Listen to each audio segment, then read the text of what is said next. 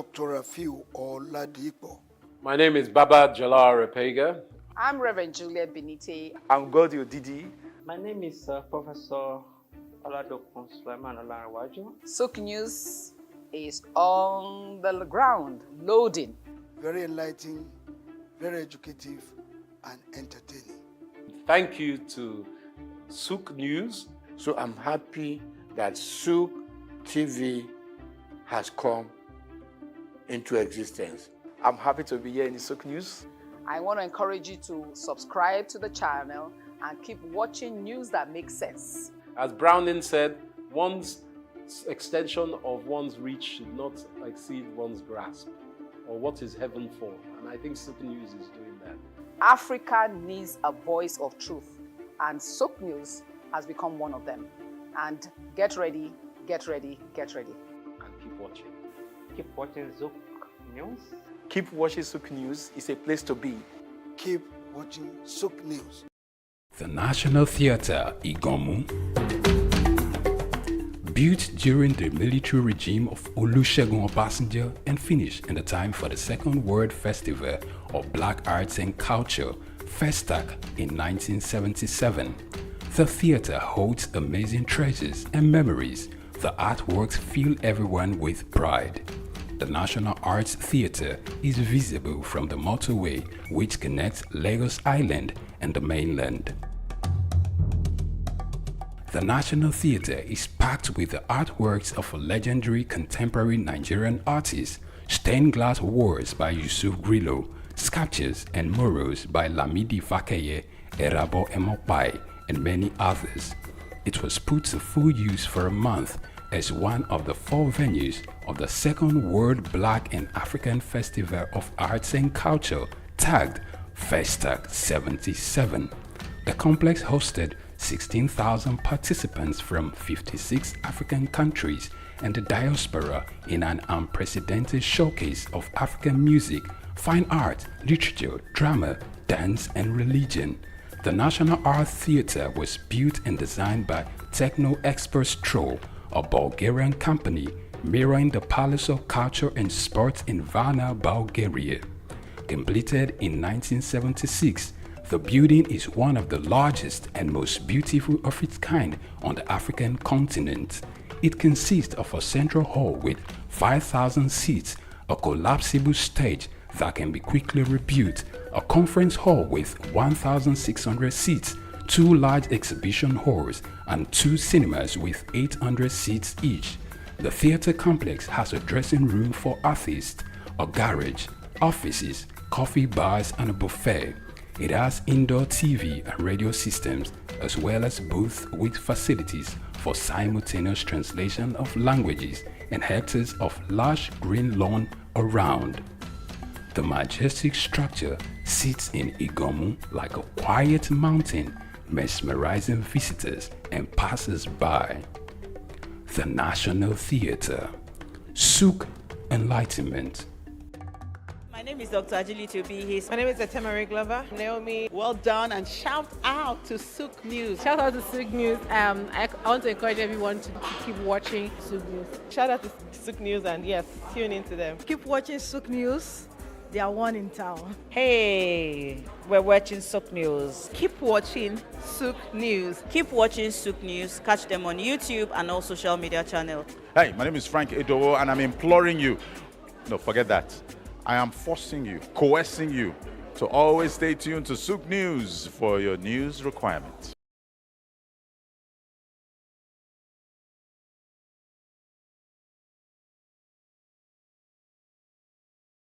In the heart of sub-Saharan Africa, where commerce meets progress, welcome to SOUQ News, your source for business, economy, and development insight to drive nations forward. From the vibrant streets of Lagos, Africa's fastest economic hub, SOUQ News takes you on a journey of discovery, analyzing and reporting the facts that lay the foundation for growth and development. We don't just report the news, we create it. SOUQ News is more than a channel. It is a catalyst for change, spotlighting the stories that shape economies, inspire entrepreneurs, and fuel progress. covering business, finance, technology, energy, and many more. SOUQ News provides a daily deep dive into the stories that matter, interviews with industry titans, and analysis that empowers your understanding of economic landscape. Join us daily as we dissect, discuss, and deliver the most relevant and factual news on business and the economy. SOUQ News is your trusted guide, empowering you with the knowledge to make informed decisions.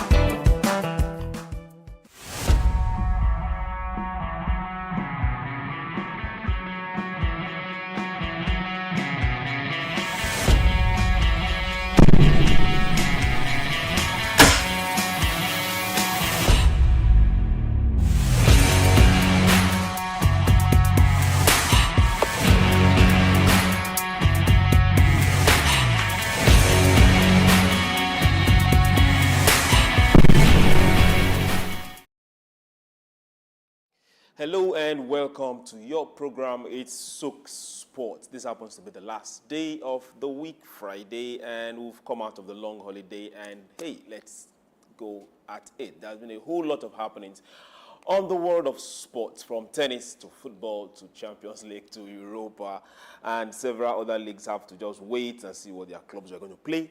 And by this weekend, everybody will get back to it. That has not also forgotten that they are making a good lot of money, history, and everything is happening real fast and real time. My name is SOUQ, John Rogers SOUQ, and we are heading this straight to Monte Carlo Masters. For those that are unaware, the tennis is still heating up. And your own boy, Novak Djokovic, he has taken the revenge on Italy's Lorenzo Musetti with a straight set win to move into quarterfinals of Monte Carlo Masters. This particular young guy beat Djokovic some few years back. And now the young man has gotten to round of 16, beating him 7-5, 6-3. And 36-year-old Djokovic is the only second player to have reached 10 Monte Carlo quarterfinals in this particular Open era. He's still world number one. Health, strength is still on his side. And hey, he's looking forward to playing at the Olympics. That was like his major goal for 2024 before July. And hey, he was absent in some of the first Opens, several of the Masters. But hey, he's back. Some of us didn't even know he was going to play in this particular tournament, but hey, we are shocked. They say never ever give up or take your eye away from the old dogs. They still back. And also Yannick Sinner, the young Italian, second seed. He beat German Leonard 6-4, 6-2 to set up a quarter-final against Danish 7th seed Holger Rehn or Bulgarian 9th seed Gregor Dimitrov. So any of them that gets to win their match will meet Yannick Sinner. He is just there, sit, waiting. Then now, to the other side, we were thinking Daniil Medvedev was going to come all out and do justice to what is happening in Monte Carlo, but too bad. Fourth seed Daniil Medvedev is out following a 6-3, 7-5 loss to fellow Russian Karin Khachanov. And hey, these are two friends. These are two nationals. And hey, when they get to meet, we just know one of them will progress. And he's going to meet either Tsitsipas. Yeah, but I think he's going to meet Tsitsipas. And for now, the Greek number 12 seed also beat another German, Alexander Zverev. For those that have been following this particular tennis tournament, it's just been friends meeting friends and friends beating friends. So close nationals meeting their fellow nationals and just beating them. I want to say congratulations to everyone that has qualified for the quarter-finals, and we look forward to a very exciting match. My bet is I won't put my money on Djokovic, but hey, you never can tell. For the past 3 tournaments, he's been quiet and coming all out and blazing hot. The young man still got it. Yes, you heard me right. The young man still got it. Now let's go straight to darts. Everyone has been looking forward to having Luke Littler do something amazing. Yes, he's trying, but hey, the older guys are saying, we are still here. So, young man, hold your peace. So, Michael Van Gogh, he has claimed his 4th nightly win and ended Luke Littler's winning streak with a 6-3 victory on the 11th of BetMGM Premier League draft. That was in Birmingham. Now, Littler gave us the entire hope that he was going to go all the way, building up another head of steam after earlier edging out Rob Cross in the last leg decider and then holding off the steering fight back from world champion Luke Humphreys. We all thought it was a done deal. Until from nowhere, the tussle from 6-5 landing, 5 maximum, the match came up at just over 107. Then Van Gogh looked up and said, hey, guys, I'm still here. There's a reason why they call me the champion. And the elder guy came up and eventually breaking twice to close out at 6-3 with a beautiful win. Now, hey, he's qualified for the playoffs and his ambitions are still live. This is one particular game people don't take that serious. I think one of these days we'll get to pull up the table and you get to see that against these names, there are dollars on the other side and they come in 6 digits. Oh yeah, you heard me, 6 digits. Let's go straight to F1, Formula 1. A lot have happened in the Japanese Grand Prix after the Australian Grand Prix, and everyone is aligning. Those that their contracts are ending in 2024 are getting their contract extended. Some are not sure, but one thing is sure. Fernando Alonso has signed a new stay, and Aston Martin is going to keep him for the next 2 seasons. Alonso is 42. And he was out of contract at the end of this season. And he has got a new deal that will extend up till the end of 2026. And the good news about this is that Aston Martins want him. And they said retirement is nowhere near their favorite driver. And they are in love with that driver. And they love what he's doing at the moment. Now, their team principal, Mark Crack, says that the 2-time world champion is still very hungry for success. Those are the kind of words you want to hear. And driving better than the first day they saw him. We wish them the best. We wish him the best. At 42, he's not thinking of retiring. So for those of you that are dropping the towels, that are not into active sports at 50, 60, hey guys, wake up. Someone that is 42 is still getting into those speed cars and doing the do. Okay, let's go straight to boxing. This is where you get to hear those kind of trash talks. Those kind of trash talks, and you start wondering, what exactly is this guy talking about? Is he going to match his strength? Is he going to match the canvas with the amount of talks that's coming from him? Now, Chris Billing-Smith, he has warned directly, like warning. And he's telling Richard Rapier that, hey, you don't need to tell me that you're strong. You don't need to show me that you're strong. With all your power, you cannot beat me. I will prove people wrong. Now, this is, we know it's trash talking. These guys are WBO cruiserweight world champions. And Chris, he has this particular big dream. The beautiful thing about this is that they have met before. And yes, he lost. But now, he went ahead, had beautiful career. And right now, he is way ahead of Richard. But now Richard is coming in as the contender. But let's get to see. Let's get to see. That fight is definitely going to happen, and it's going to happen right there in London. Everybody's thinking that he's going to be the favorite. But let's get to see if Rapora is going to really stand his ground and deliver what he did in 2019. You never can tell. But if Billing-Smith insists that I am a changed man, I fight better, and my strength is better, we also get to see. It's all about boxing. You never can tell. Then also in boxing, Charlie Edwards, former champion. Yeah, he had a very, very rough 3 years. He didn't fight much. Well, in his major last fight before he won the championship, he had issues. His mother wasn't that okay, but hey, it's been 3 years and the young man is gradually fighting his way back to contention. And he's convinced that he is on the right track for a fight, and he thinks the title is still in sight.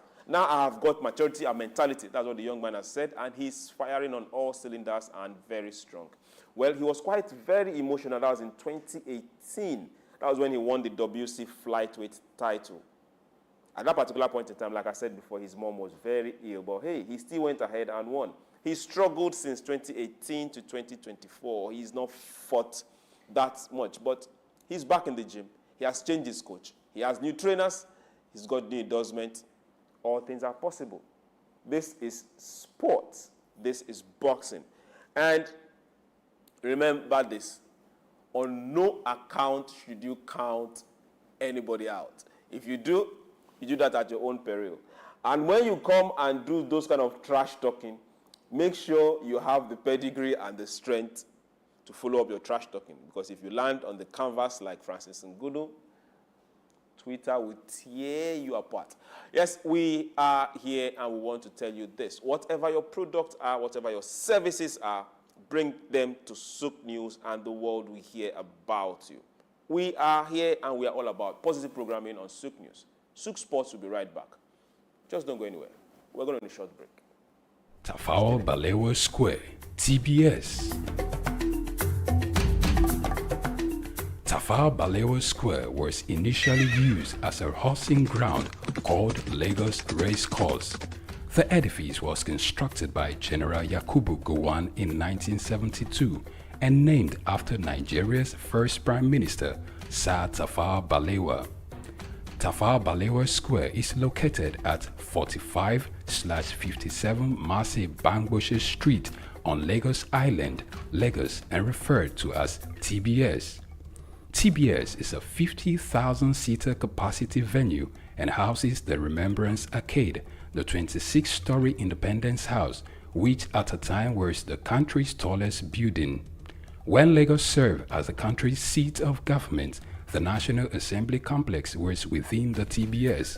Also in the square are the National Broadcasting Commission Office, the Nigerian Hydrological Services Agency Office, shopping centers, travel agencies, restaurants, car parking lots, and a bus terminal. Tafawa Balewa Square is adorned with beautiful statues of white horses and red eagles, symbols of strength and dignity.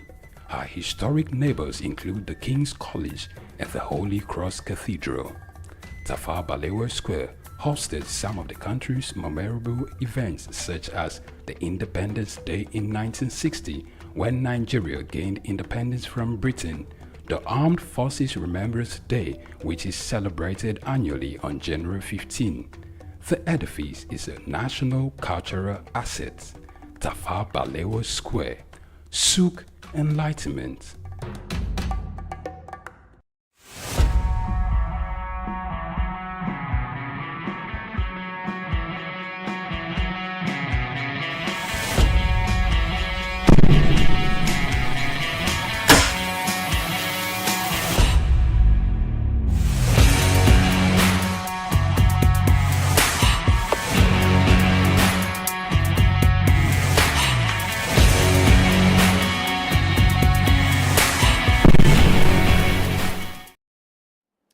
Welcome back. Yes, we're still here on SOUQ Sports, live on SOUQ News. Now, let's go straight to Miss Martial Arts. For those that are not aware, yes, MMA, Miss Martial Arts. Now, Leon Harrison has hit back at his British rival, Jonathan Hakiti. Now, for those that are not aware, Harrison is a legendary figure when it comes to combat sport. And he's still 38 years old. Yes, 38 and still punching, kicking, fighting. Now, he will be returning to top-level competition on the 8th of June in One Championship. That's for those that know about the Muay Thai bout against Katsuki Kitano. These Japanese are not slowing down. Now, Hakiti is a star himself, and he holds kickboxing and Muay Thai bantamweight championship simultaneously, and he has to defend this belt against this pound-for-pound great super leg Kitsmo 9 on September 6th. Now, this is where I'm coming back to. You will not face the person you're fighting. Now, you're busy challenging somebody that you're not fighting. Win this fight first. We know you're good, but at least win this fight first. We wish you the best, and we want you to come out, then prepare for the next fight. Let's go straight to golf. It's still the Augusta National Open. That is still what is happening. That is still what is on board. That Masters is on board. Now, for those that have been expecting to see beautiful news, we know Tiger Woods is on. We know Scotty is on. We know Rory is on. But they are not the ones in the news right now. As we speak, Branson is holding one shot lead over Scotty Scheffler after the weather-affected opening day. That was yesterday. And the Masters, Rory is also trying to catch up, but well, he had a mixed start at his last bid. And everybody's looking forward for him catching another great Grand Slam. But for right now, as we speak, the Chamber posted 5 birdies in 6-hole stretch to set up clubhouse target with a 7 under 65 at Augusta National. Then, for those that were wondering what happened, it was just an overnight rain. The rain told the guys, "Oh, everybody, slow down." Rain came with thunderstorm and saw 2.5 hours delay of the start of play. So for 2020 Open champion, that is for the guy that's particularly leading. He was the champion in 2020, and everybody just wants to win Augusta. Everybody wants to win, but hey, it's just day one. Today is day 2. We are looking forward to seeing a whole lot of changes on that particular ladder board. And for everyone supporting Tiger Woods, it's possible. Don't give up. The young man, yes, 48, young man, 48, heading to 49. The young man have said, yes, swing is good. It's just the body that's giving problem. But I want to say, body, please acclimatize. Acclimatize. He was scared of the weather earlier on, but the weather came and rain came. So, hey, body, please acclimatize. And to the leader, it's just day 1 going to day 2. Anything can happen. So we wish everybody there playing the best. And whoever is going to wear the next green jacket, we are all seated, waiting, and celebrating you all. Let's get to athletics. Yes, those beautiful, handsome athletes that make us proud. Running, throwing the hammer, doing the jumping, every single one of it. Now, for those that remember, just a few years ago, British sprinter CJ Uja, yes, I think he's got some African in him. I almost said Nigerian in him, but hey, let's keep it as it is. He has been included in the Great Britain squad for the first time since serving his doping ban ahead of the next month's World Athletic Relay. Now, the young man had some substance in him after Tokyo Olympics, and he had to serve 22-month ban after testing positive. He's 30 right now, and he is still running fast, like very, very fast. He's the 4x100 part of the quartet, and his fellow companion in that particular race, a few of them were very, very angry at him. I think one particularly said he was not going to talk to him again, but hey, they are all back in the team. 2 of them are back in the team, and we wish them the best. Now, the 2-day event doubles as also the Olympic qualifying event for relay competition at Paris 2024. Now, Uja started his ban, that was 5th June 2023, and he is going to join the team. We wish him the best. We wish them the best. For Zunil, for Rachel, for Michelle, and for Nathaniel, we wish them the best. But also remember that the Jamaicans are there. Remember that the boys from US are there. Remember that some Africans are there too. So hey, we wish everybody, every single one of them, the best. Now let's get to Commonwealth Games. We've had issues with host rights for Commonwealth. Those that were supposed to host are pulling out. Those that competed to get the bidding are also pulling out. Everybody is looking at cost. Costing has been an issue for a while. And major nations that put in for the bidding, won the bidding, second, third, several of them have pulled out. But as we speak right now, Glasgow is coming forth, and they are looking forward to being the host for the 2026 Commonwealth Games. There are going to be several negotiations up and down. So for last week, Singapore joined Malaysia in ruling out a bid. So that was how bad it got. And after Australian State of Victoria withdrew, they were like the first. That was in July because of rising cost. Now, Commonwealth Games, Scotland says their proposal will involve no significant acts of public fund. Now, every nation, every single hosting nation is looking at cutting costs at all costs. And also looking at organizers throwing in some good money to bear some of the cost. Now, for Glasgow, they are looking at reducing the number of games too. Okay, so they say he that wears the shoe knows where he's pinching. So we wish Commonwealth Games the best.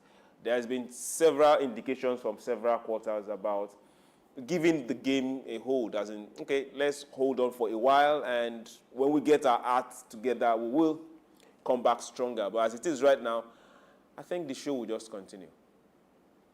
Yeah, Commonwealth Games will continue. So if the games that come to play are not as it used to be, no problem. If the cost is not that much, no problem, but let the games continue. When you stop something that big, you lose momentum. So to Glasgow, we say thank you very much, and we wish you the best, and we wish every single support come your way. We'll go straight to sports business. You know, we like that very part.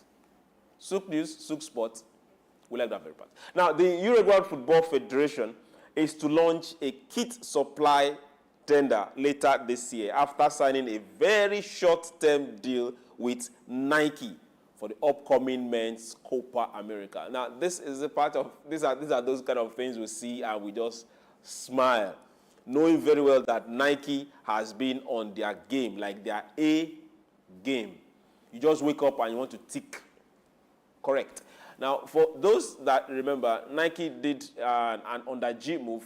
I'll call it an under G move for those that are in rap in this part of the world. We call it under G move. And Adidas, who has always been, for as long as I can remember, the major kit supplier of the German football team, Nike came and, I won't use the word that is coming to my mind. Nike took up that particular role. Let's not say usurp. Okay, but I still said it. Now, we are seeing Nike move forward to several other teams, several other sports. It tells us one thing. Business is for the willing.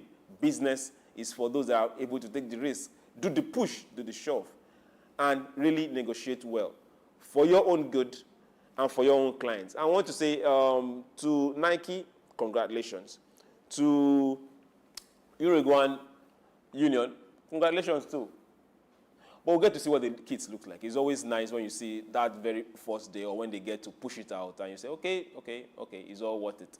We wish the team the best. We wish the business side of it also the very best. Now, the Association of Tennis Professionals, that is ATP, they have announced a new multi-year sponsorship agreement with Yokohama Tires. Once you hear Yokohama Tires and sponsorship, the first thing that comes to your mind is Chelsea. You know them. That is the major tag word on their jerseys at one particular point in time when they were doing well. Okay, I didn't go there. Yes, so Chelsea, Yokohama Tires have tied up this particular sponsorship deal. The amount we don't know yet, but once we have those details, we will furnish you and not keep you in the dark. Also, CBS Sports, they have signed a new right deal with the Women's National Basketball Association, and which we'll understand runs for 2 years. Yeah, as they prepare the network coverage of the league for 2024. Once we see the details of that particular signature, the contract, and how much is involved, we will give you the full gist, the full details. Monies at this particular point in time, I don't know why they tend to hide it a bit until tax up, tax down has been cleared, then everyone gets to see the majors. Now, also, leading talent representatives. Now, I like this particular news because it speaks a lot at what is possible in Africa. Leading talent representative and the marketing company Wasserman they are really attempting to broaden its influence in the Women's Football League. And they are taking the United States by storm. Now, the United States heartland, they are also acquiring Volunteer Sports Agency. Now, let me address this issue. For every single African team, for every single African sport, there are sportsmen, there are sportswomen, there are talents, there are those that are coming. There is a complete new, it's not that new, there's a complete segment of sports business that handle talent. Some people just call them scouts. But even before the scout, there are people that handle them before the scout does the movement. This is areas people, businesses need to start playing. And not just waiting for some foreign firm to come get this particular business off your hands. And at the end of the day, the dollars go the way where the scouts came from. So I want to say, hey, let's get busy. Alex Kayadski, a UK journalist and editor, he has been named the sports director at BBC. Now, this, when this news came to us, well, it's a news, but it was more of the tagline, the unsaid things that got us. Now, for Alex, yes, he's the new sports director at BBC, but now just listen. The news came as that he was a surprise choice, given his lack of sports media rights buying experience. And so, those that decided to choose him, they knew why they chose him. So if he succeeds, they succeed together. If he sinks, they sink together. It's a choice. But for that particular last line of a bit, well, we'll wait and find out. SOUQ News, we're going on another break. When we return, SOUQ Sports will be right back.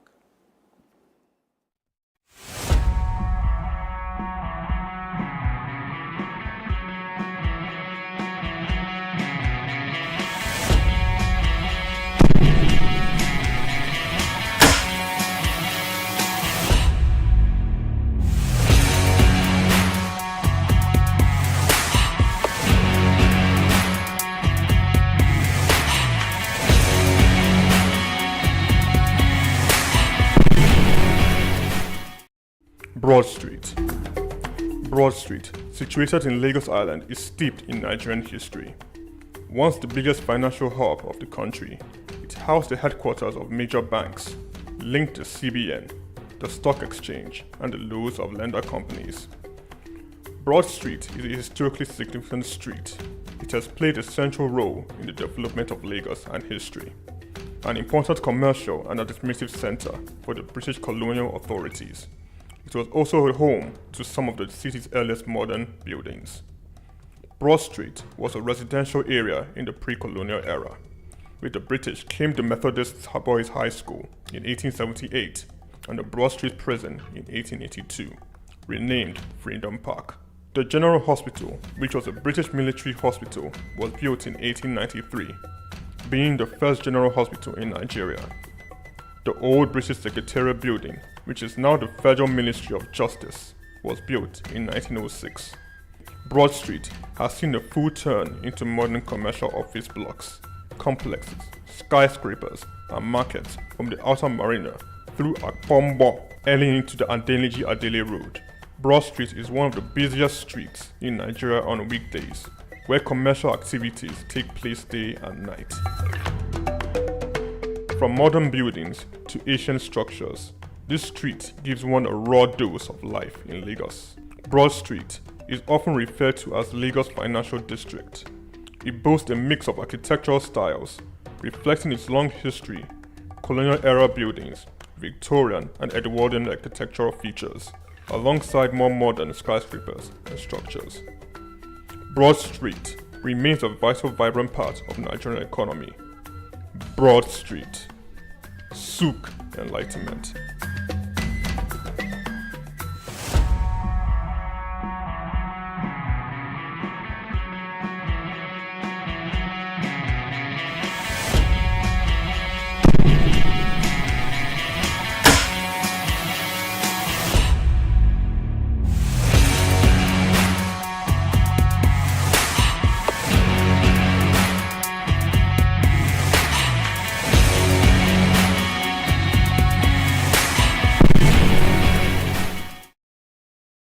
Hello and welcome back to SOUQ Sports.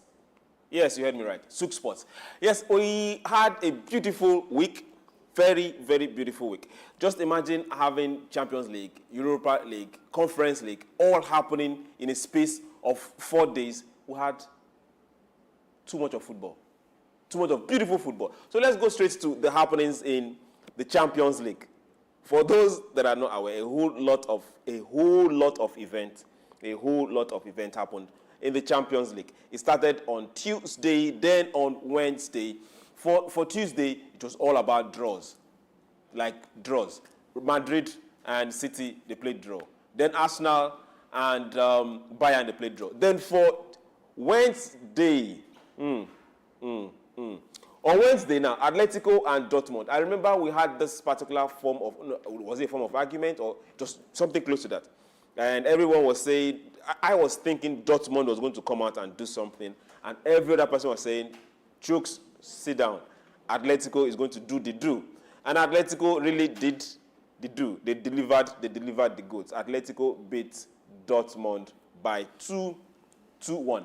Then that was a good game. Now we're looking forward to the second part of that particular return leg. Then for the second game, well, at this point in time, I just wish I would just keep quiet and watch the games and not do that prediction, because if I had put my money on it, as I speak with you right now, I think I'll be crying to my bank manager.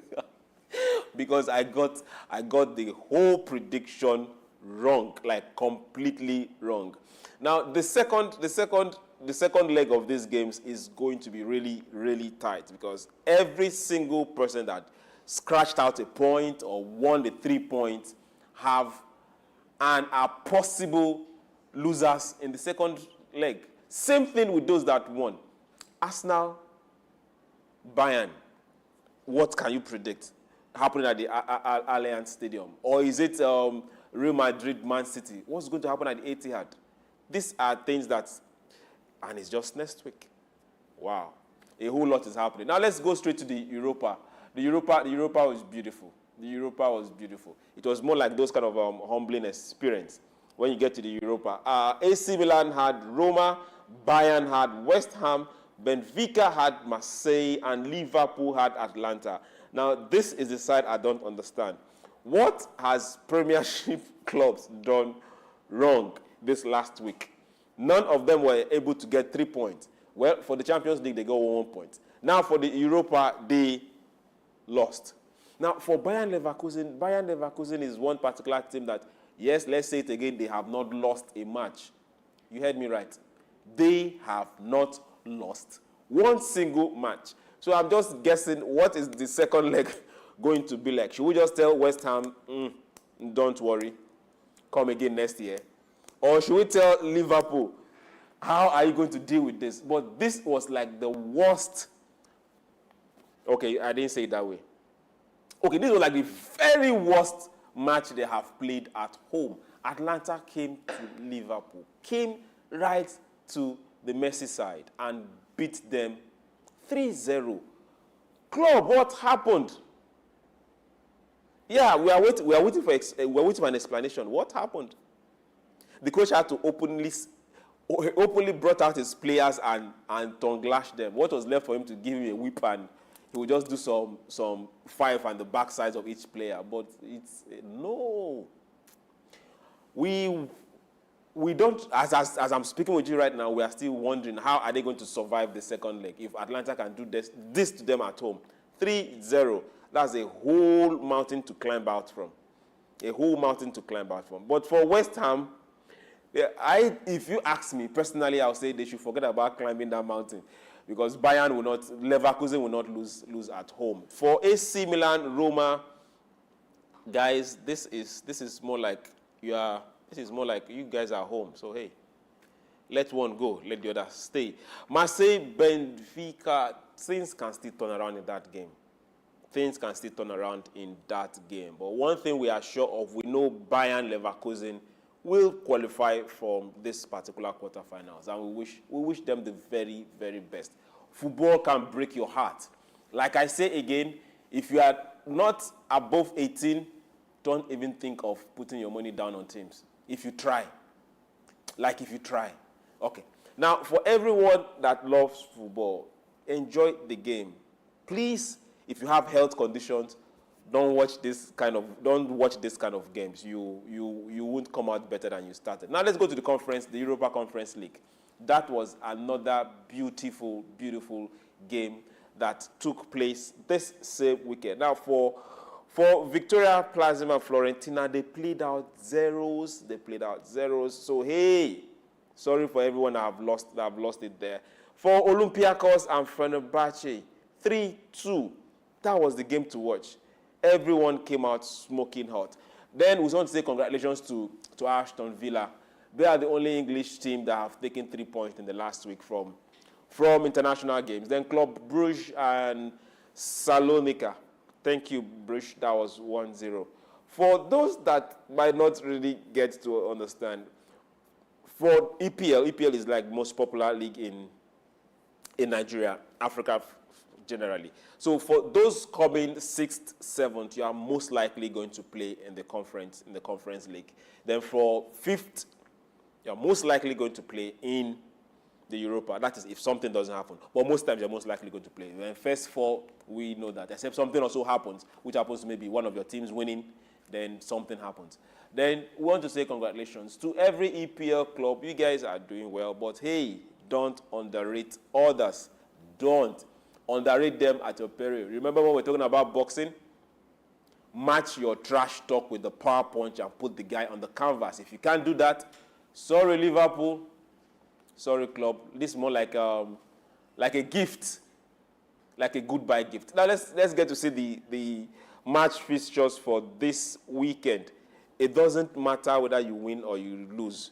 You're still going to play this weekend. Let's get to see the match fixtures for this weekend. We'll go straight to EPL match fixtures. For those that are still wondering, yes, it doesn't matter whether your team lost or your team won. Every single league is still very active, and you are going to play. I want to say thank you very, very, very much. We will come back to you on Monday. Yes, on Monday. And by Monday, Charles will be here, Delight will be here, and an additional face will also be here. So we're going to have a full house, and it promises to be fun-filled. To every single person behind the camera that made this possible, from those directly looking at me, Austin, Iyanu, Black, Chike, thank you very much. Those in the control room, to Patrick that just came back from ill health. We don't want to be going back there anymore. To Gladys, to Sam, I want to say thank you very much. And also, there's this, our associate producer. He's directly on a system right now trying to get things done. Kelvin, I want to say thank you very much. We'll do this again on Monday. My name is Chooks, John Rogers Chooks. I'll get you the result of the EPL on Monday. If you don't watch the match. See you on Monday.